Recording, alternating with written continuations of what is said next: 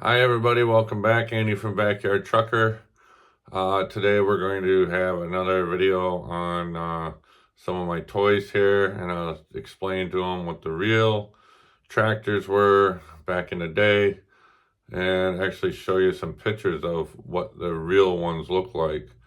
I got that suggestion from Jody, and I thought, yeah, why not? That way you guys can kind of see what the physical size is of these versus my toys. So come along and I'll show you some of these models.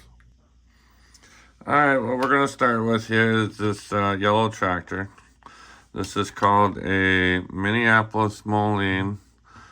It's a G750 model. All these tractors I'm going to show you are what they call a tricycle tractor. Tricycle model, and it's because these front wheels are close together like this. They don't make tractors like this anymore because of the tip over factor. These were very tippy. And a lot of farmers got killed on these in real life because they just weren't as stable as a tractor with a wide front where the tires are way out that match the tread width of the back. Reason why I have two tractors here in the picture is this one's a Mini Mo, or Minneapolis Moline. Everybody calls them Mini Mos. This one is an Oliver. These tractors are both identical. They're both come from the same manufacturer, Oliver Minneapolis Moline White Corporation. This Minneapolis Moline was made from 1969 to 1975. It had a 70 horse, 4.6 liter diesel engine in it. You could also get these with a gas engine. This toy model actually shows it as a gas engine. Right here's the carburetor. This tractor weighs 7,500 pounds and only costs $10,000. Only 262 of these tractors were made in real life. They weren't very popular. This Oliver model, there's probably more Olivers sold than the Minneapolis Molines. Minneapolis Moline Corporation was founded in 1929 in, ironically, the city of Minneapolis, Minnesota. They also had a factory in Moline, Illinois, hence the name Minneapolis Moline.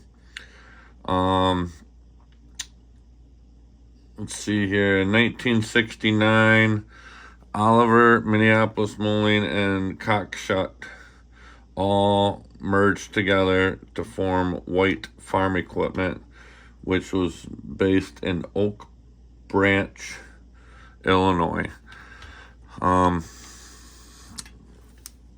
So they don't make these anymore. Pretty much in 1975, they pretty much quit making these kind of tractors. So they were nice lightweight tractors. They were good for baling hay, raking hay, some light tillage work.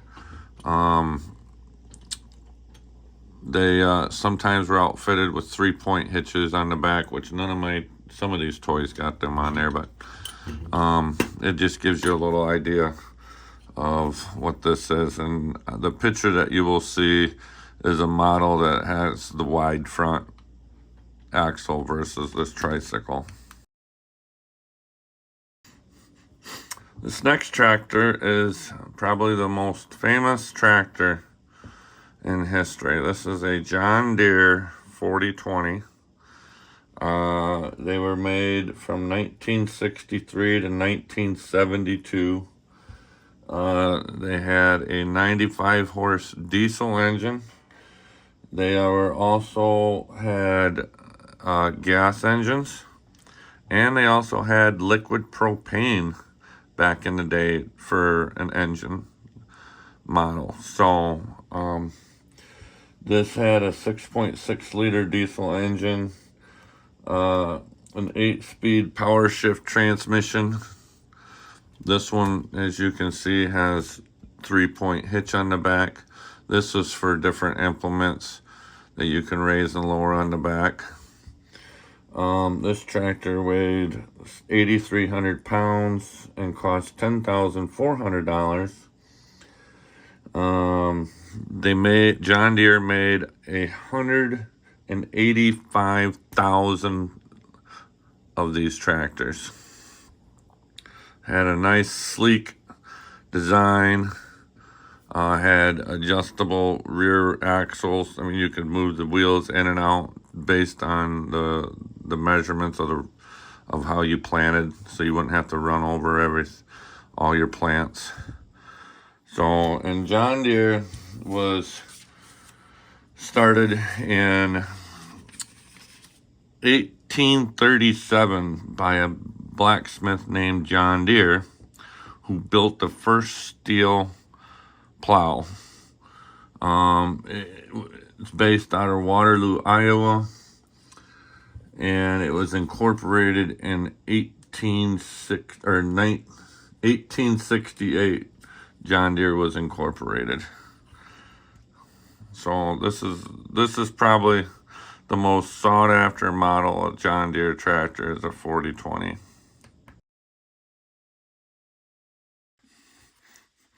This next one is an International 706. This was a pretty popular tractor back in the day. It was made from 1963 to 1967. This had a 76 horse diesel, and it also had the options of a gas engine or an LP, liquid petroleum or liquid propane engine. These were really handy around the farmyards. A lot of farmers got these for spread manure or for feeding livestock. International made 46,000 of these tractors. They only cost $6,100. They're a pretty cheap, reliable tractor. Not much to them. This tractor weighs 8,100 pounds from the factory. It also had adjustable rear wheels. You can adjust them in and out.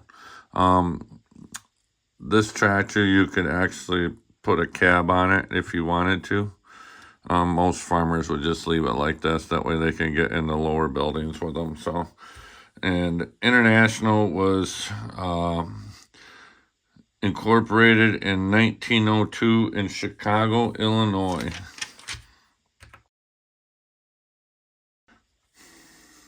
Okay, here's another red tractor, but it is not an International. This is a Massey Ferguson 1100. It's a 94 horse tractor. Had either a Perkins or a Waukesha diesel engine, and you could also get it in an LP version. It was made from 1964 to 72. There's an unknown number of how many of these tractors were actually made.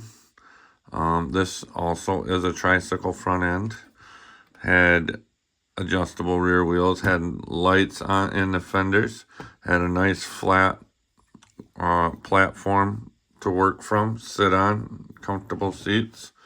Everything was at your fingertips for controls, for throttles and hydraulic implements. It has a really nice color, the gray or silver with the red. This tractor was also outfitted with the 3-point hitch for implements, which is pretty common on all of these tractors. This one only cost $7,700 and weighed 9,000 pounds. And Massey Ferguson was actually started by Massey Harris and merged with Ferguson Company, which actually was the inventor of the 3-point hitch and put on the Fords, but Ford tractors, but it was used widely in a lot of other tractors. So Massey was formed in 1847, and Massey Ferguson was incorporated in 1953. So Massey Ferguson really isn't that old of a company.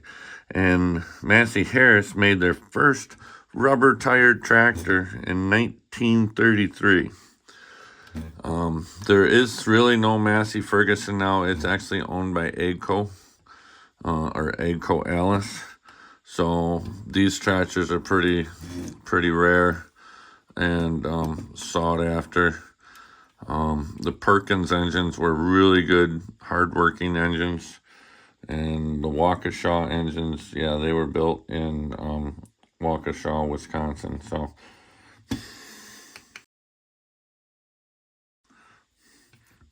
this next tractor is a very rare tractor. They're hard to find. This is a Ford 8000. It was made between 1968 and 1972. It was a 115 horse tractor, which is a pretty good size tractor in its day. Most of them came with a cab. Very few of them came with this tricycle front end. This is a very rare option. They made several 100,000. There's no number for it. Actually were built in Highland Park, Michigan, believe it or not. This tractor weighed 10,000 pounds from the factory and cost $10,000. They used their own Ford diesel engine, and it's a 6.6 liter engine with an 8-speed power shift transmission with a high and low range option. Fuel tank on this tractor would be right here between the fenders. It's a really nice, sleek design. Ford was invented in 1895 and was then New Holland, which was based in New Holland, Pennsylvania, and then got acquired by the actual Ford company, and now it has actually gone back to the New Holland name. So they don't make Fords anymore. They're called New Hollands. And New Holland is one of the four major brands of agricultural tractors out there on the market right now.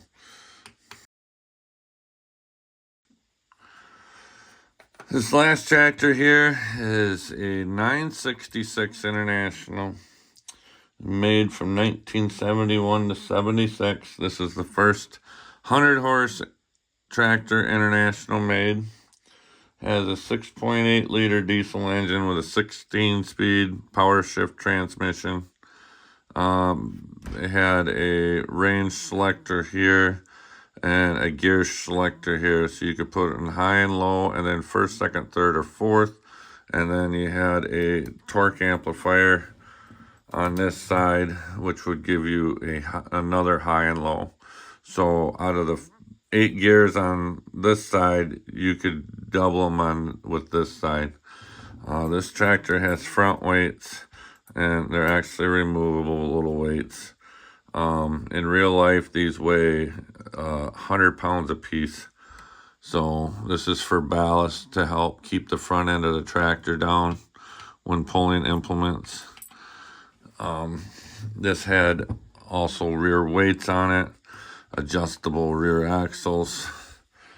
They made only 21,000 of these tractors in real life.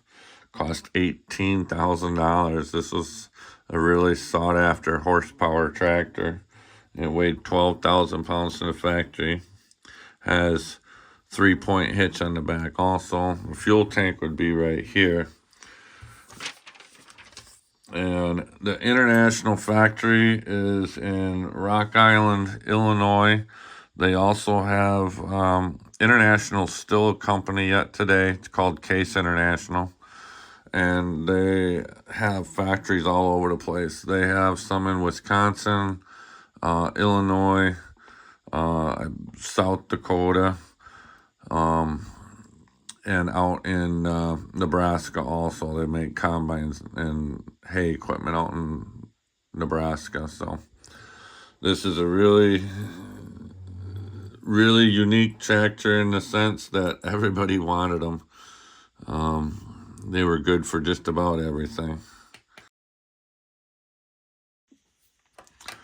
All right, what we're going to look at here now is a International 560. This tractor is kind of special to me, because my uncle actually has one in real life that he farmed with along with my grandpa. They call this kind of a fleet side tractor.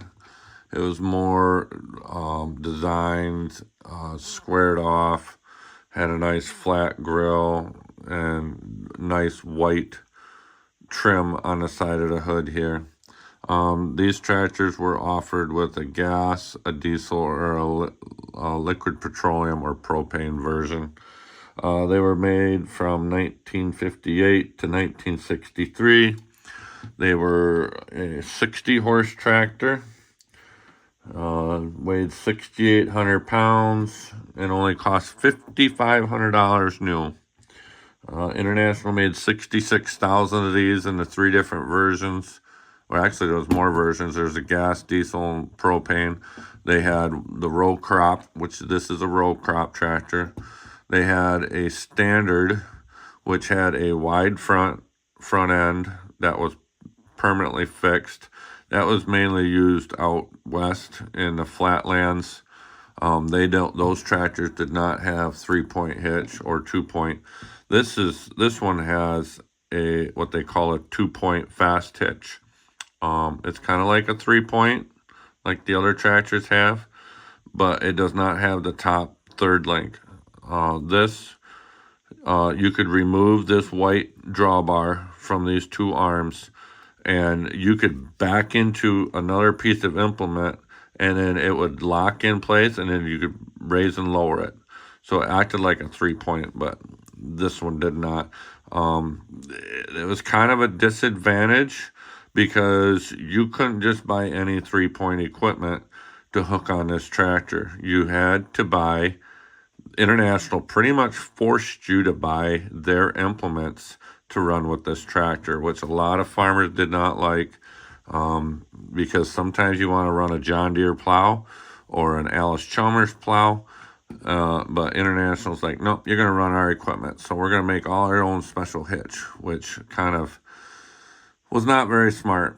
One downfall of this tractor was the rear ends were very weak and did not hold up to the extra horsepower of this motor, because when they came out with this tractor, it came out with a bigger motor.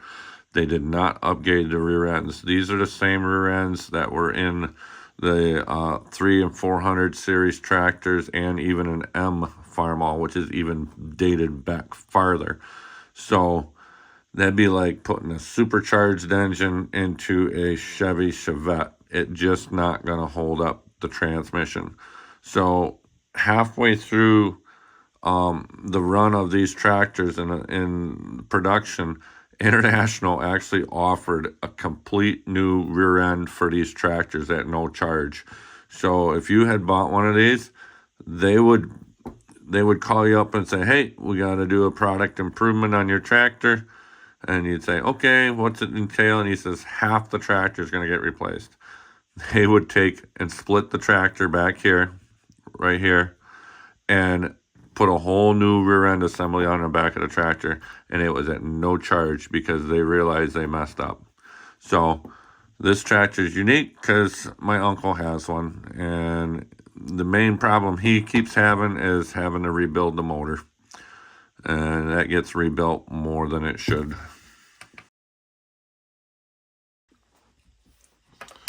This next one here is a John Deere 720 diesel. This tractor is also significant to me because my grandfather had one on the farm. His was a diesel. His was electric start. Some of them had what they called a pony engine, which was a little tiny 4-cylinder gas engine that would be right here, that would be running high idle, and then you throw a lever, and then it would engage the clutches to start this big diesel engine. Now I say it's a big diesel engine because this tractor is a 2-cylinder. And what makes it unique is most tractors, and I say most because there's some that are kind of like this. Most tractors, the cylinders go up and down, the engine cylinders. This one, they go back and forth. These cylinders are huge. It's only 2-cylinder, yet it's a 6.2 liter engine. So just imagine taking like a 3-liter water bottle or a pop bottle. I know Fago used to make 3-liter pop bottles. Take one of those or take 2 of those and put them side by side. That's how big the cylinder is in this tractor. This is a diesel. It's a narrow front. I love this design, the green and the yellow. This tractor has 3-point hitch on the back also. My grandfather's did too. This is identical to what my grandfather had. I kind of wish my dad would have had this tractor, or could have bought this tractor from him when they sold it at the sales. What makes this tractor unique is it has a hand clutch to engage and disengage forward motion. You could also run belt operated equipment with this tractor. You just put a belt on this flywheel right here, and you'd run a belt in a loop designed to an implement, and when you engage the hand clutch, this would start turning and run the belt power. These tractors were built in 1956 through 1958. It's a 60 horse tractor, weighs 6,800 pounds, and only cost $3,700 back in 1958. And they made 23,000 of these tractors. I believe they made 13,000 of them as a diesel. You could also get them in a propane version, which had a big round propane tank sticking out of the hood right here. They also had a gas model. My dad actually has a 730 gas tractor, and that's about as close as he was able to get to one of these. These tractors in real life right now are worth a ton of money. I mean, we're talking almost $30,000 now. These things are going for sales on auctions, fully restored. I was looking at some just for kicks and giggles, and just used ones. I'm seeing $10,000 price tags on it because they're so sought after, because they're just a unique tractor. This last tractor I'm going to show you is really special because this is a Farmall 400 diesel, and I'm going to tell you a little bit about this in here, and then we're going to go out in the barn and I'm going to show you the real thing. These tractors were made in, were built in 1954 to 1956. They're rated at 55 horsepower. They had option for power steering. This one is unique. It has a 4.3 liter diesel engine, weighs 6,300 pounds from the factory, and cost only $3,500. Good used ones today are going for that price right now at sales. They only made 40,000 of these tractors in a gas and a diesel and an LP version. So diesels, they made more diesels out there than they did the rest of them. Okay, everybody, I told you I was gonna show you the real tractor. This is my 1955 Farmall 400 diesel. I bought this when I was in high school. I had a scrap removal business, and I went to this one farmer and asked him if he wanted to get rid of any scrap metal, and he said, yep, and he showed me everything he had. He had a whole line of equipment he just wanted to get rid of, and he gave it to me. And then I asked him if he had any tractors in the barn he wanted to get rid of, and he showed me this one. I don't have the hood or the front grille on it right now because it needs to get repainted. But I said, oh, you want to scrap this? And he said, no, I'll sell it to you, $1,000. Okay, well, it had flat tires on it, and it didn't run at the time. He said it had a fresh overhaul, but it sat for 25 years in the barn. So it's like, okay, well, I took all of his scrap metal, old farm machinery, some of it I painted up and resold it, made a bunch of money. Basically all the metal and scrap I got from him that I took to the junkyard and then resold, I pretty much paid for this tractor. So I got this tractor for nothing. Now, what's unique about this tractor is this is a diesel. There's not very many of them in existence. Now, they made 13,000 of these tractors with a diesel engine. Why I say this is unique is because on this side of the engine, we have a carburetor, a distributor, and you can't hardly see them, but there's 4 spark plugs there, and a 2-gallon gas tank. This tractor starts on gasoline, and there's no throttle control. It's just constant one speed. Once the engine gets warmed up, I have to flip a lever, which is that lever right there. I have to flip that lever forward, and it will switch to run on diesel. Here's the injection pump. Here's the injectors going into the motor. This is a 4-cylinder. It looks like it's a V8, but it's not. It's a 4-cylinder. I've got power steering on this. Here's the pump. Here's the reservoir. It's got a 12-gallon fuel tank. I've got fenders to put on here. Here's part of the hood. And over there in the corners, the other side panels. But this mainly runs on diesel. The reason why there's not that many in existence anymore is because farmers would abuse the way they start these tractors. A lot of times the farmers would use ether to start these tractors and never even use the gas part. Well, if you use ether, it makes more compression in the cylinder and it cracks the cylinder heads. You cannot get parts for this motor. If this were to break permanently, it'd be no good. A lot of farmers, when they had engine failures, they just yanked this motor out and then they put a gas engine in it, which that's just a similar design. It's just different configuration. This tractor on here, these are the remotes for hydraulic to raise and lower implements. There's one outlet there, and there's 2 right here, one on this side, and I can plumb for another one on this side. Here's the one, another block I can go off of this side. This tractor has a 5-speed transmission. Let's zoom out. 5-speed transmission. It had an option for what they call a torque amplifier,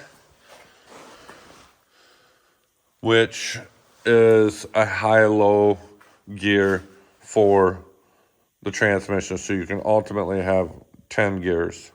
This has a 12-volt battery underneath the seat there. If this was strictly a gas tractor or an LP version, it would only be 6 volt. So this is my tractor, and I thought it was unique. I don't ever want to get rid of this tractor. This does run. I'm not going to start it right now because it will smoke the barn right out. It's the way it is. There's nothing wrong with it. I just don't want to get it all smoky in here. When it's nicer out, I'll open the doors and maybe do another video on it and get it out. So these tires come up to about my chest. They call these 38-inch tires. That's how big the rim is, 38 inches. A lot of, It's what farmers, when they want tires, they say, yeah, I need 38-inch rubber or 42 or 46-inch rubber. It just means a taller tire. So, and this is the tricycle version. I just got to finish fixing it up a little bit. But yeah, it does run. So this is my first ever tractor I purchased.